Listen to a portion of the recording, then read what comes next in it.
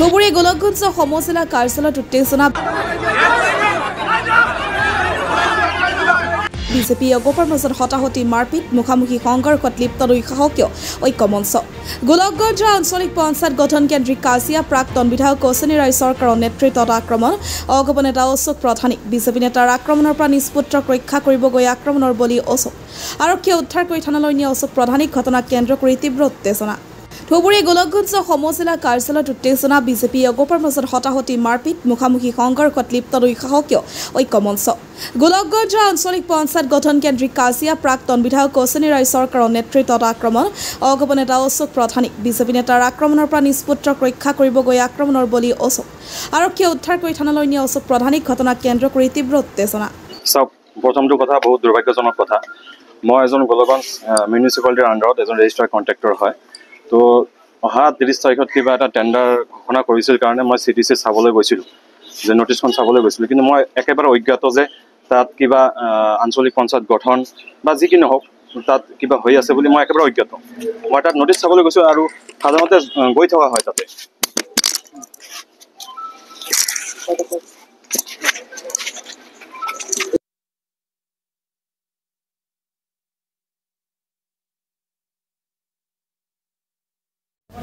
তো মই সেইকাৰণে কৈছিলোঁ কিন্তু দুৰ্ভাগ্যজনক কথা যে মোৰ দেউতা প্ৰত্যক্ষ ৰাজনীতিৰ লগত জড়িত মই কিন্তু আজিলৈকে কোনো দলৰ সক্ৰিয় কাৰ্যকৰ্তা নহয় আৰু কোনো সক্ৰিয় ৰাজনীতিৰ লগত জড়িত নহয় মই নিজে সৰু ব্যৱসায় কৰি চলি আছোঁ সেই পৰিপ্ৰেক্ষিতত অশ্বিনী ৰায় চৰকাৰ প্ৰাক্তন বিধায়ক আমাৰ গোলকগঞ্জ সমষ্টিৰ আজি লাজ লাগিছে মোৰ এইটো ক'বলৈ কাৰণ হ'ল আজি মোৰ দেউতা ৰাজনীতিৰ লগত জড়িত কাৰণে একমাত্ৰ মই ল'ৰা হিচাপে আজি তেখেতে মোক CTC অফিচৰ পৰা বটা মাৰি উলিয়াই দিছে কোনে প্ৰাক্তন বিধায়ক অশ্বিনী ৰায় চৰকাৰ ডাঙৰীয়া যদি আপোনালোকে তদন্ত কৰে আৰু প্ৰশাসনে যদি তদন্ত কৰে CTCৰ কেমেৰা ফুটেজ আছে আপোনালোকে চেক কৰিব পাৰে সেইটো ৰাইজৰ কাৰণে যদি আপোনালোকে মোকলাই দিয়ে যদি কিবা কৰি সেইটো আমাৰ কাৰণে ভাল হ'ব আৰু ৰাইজৰ কাৰণে ভাল হ'ব এনেকুৱা ধৰণৰ নেতা আমি নিবিচাৰোঁ সাধাৰণ ৰাইজক সাধাৰণ যুৱ প্ৰজন্ম এনেকুৱা ধৰণে এটাক কৰিব তেখেতে নিজে হাতে আৰু লগতে এটাক কৰাৰ লগে লগে তেখেতৰ ভেৰণীয়া যিবোৰ গুণ্ডা আছে 200 টকীয়া 500 টকীয়া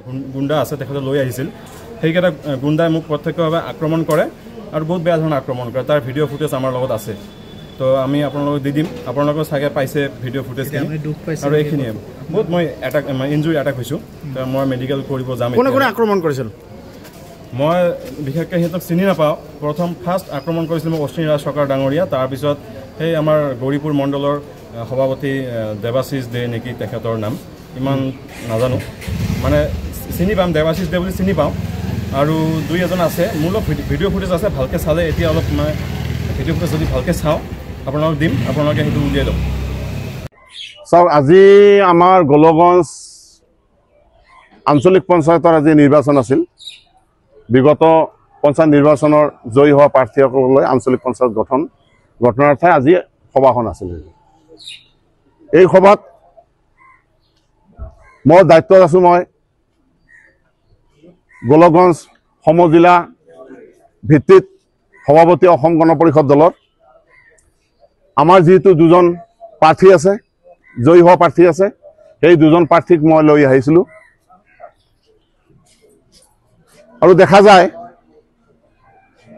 যে আমাৰ যিখিনি সদস্য আহিছে জয়ী হোৱা প্ৰাৰ্থী হিচাপে কিন্তু দুখৰ বিষয় মোৰ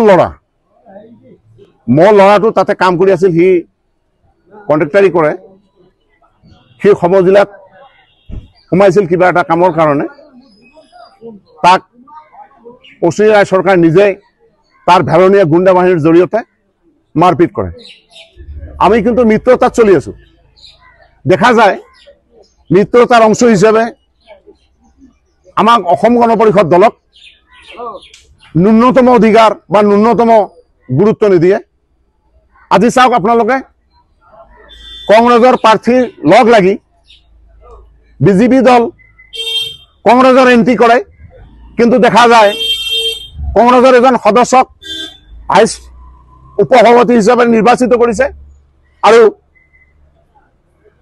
ইতিৰাই বিজেপি দলৰ পৰা সভানেত্ৰী হিচাপে নিৰ্বাচিত কৰিছে আমাৰ অসম গণ পৰিষদ দলৰ দুজন সদস্য কংগ্ৰেছৰ দুজন নিৰ্দলীয় এজন আৰু বিজেপি দলৰ 6 জন। আপোনালোকে চাওক, দেখাত কংগ্ৰেছ এণ্টি কথা কয়, কিন্তু আজি মিত্ৰ দল থকা সত্ত্বেও বিজেপি দল কংগ্ৰেছৰ লগত মিল হৈ কংগ্ৰেছৰ প্ৰাৰ্থীজনক কি কৰি পেলাই, হাইজেক কৰি পেলাই মানে সমিতিখন বনাইছে। অতি দুখৰ বিষয়। আৰু অশ্বিনী ৰায় চৰকাৰ মোৰ ল'ৰাটোক প্ৰথমতে ঢাকাই আৰু মাৰপিট কৰে। এতিয়া তাৰ ভিজুৱেল আছে, আপোনালোকে জানে। অশ্বিনী ৰায় চৰকাৰ প্ৰাক্তন বিধায়ক, বৰ্তমান বিজেপি দলৰ OBC মৰ্চাৰ সভাপতি হয়।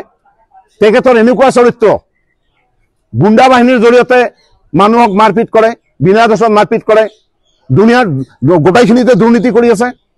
তাৰ কথা মতে গোটেই পাব্লিক চলিব লাগিব, তাৰ কথা মতে গোটেই দল চলিব লাগিব, এই নীতিত তেখেতে চলি আছে।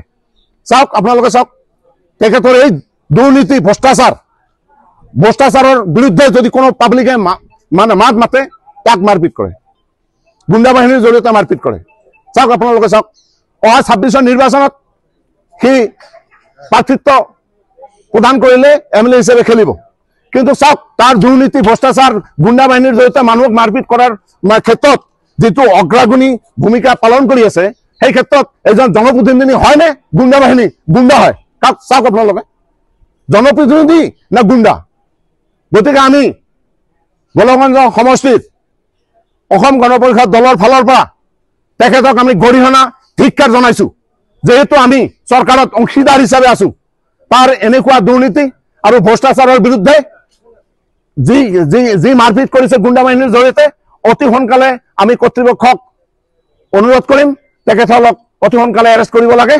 আৰু আমাক তাৰ পৰা গোলগঞ্জ থানাৰ ভাৰপ্ৰাপ্ত বিষয়া মহোদয়ে আমাক অতি কৌশলেৰে সিহঁতৰ গুণ্ডা বাহিনীৰ কবলৰ পৰা বচাই আনিছে।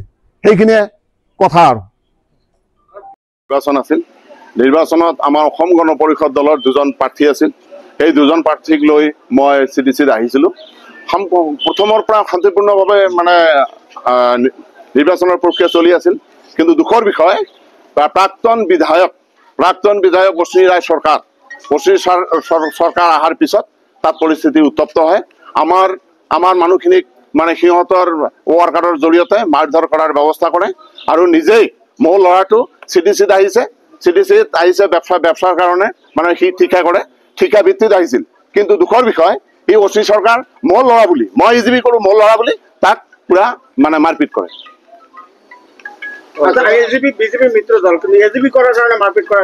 আমি EGP কৰাটো অন্যায়। অশ্বিনী ৰায় চৰকাৰৰ মানে ইচ্ছামতে দল কৰিব লাগিব, গোটেইখিনি তাৰ মানে ইচ্ছামতে সি অকলে মানে গোটেইখিনি মানে হত্যাকৰ্তা গোটেইখিনি গোলগঞ্জ সমষ্টি সি আৰু সেইখিনি আৰু ই এনেকুৱা দুৰ্নীতি কৰি আছে, গোটেইখিনিতে সকলে লাগে, মানে পুথি খলিহাৰ পৰা আৰম্ভ কৰি ৰৌ বৰেলি গোটেইখিনি তাক লাগে।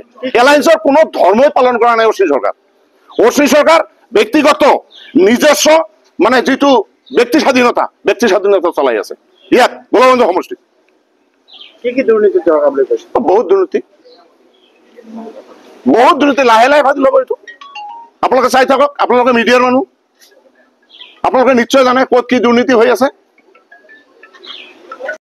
আমাক পিছত মাৰাৰ কাৰণে উদ্যত হৈছে। পুলিচ প্ৰশাসনে আমাক সহায় কৰি পেলাই থানালৈ লৈ আহিছিল। পিছত তেখেতসকলে কি কৰিলে, মই শুনা মতে বাজাবাই কংগ্ৰেছৰ সহায় লৈ সি মানে কমিটি গঠন কৰিল। মই শুনা মতে ভাইচ প্ৰেচিডেণ্টজন কংগ্ৰেছৰ পৰা দিছে, সমীৰ ৰায় আৰু সমীৰ প্ৰধানী আৰু লিপিকা ৰায় প্ৰেচিডেণ্ট হিচাপে মই শুনা পালো। মানে ইতি ৰায় মানে ভাইচ প্ৰেচিডেণ্ট হিচাপে দিছে, সেইখিনি মই জানা পালো।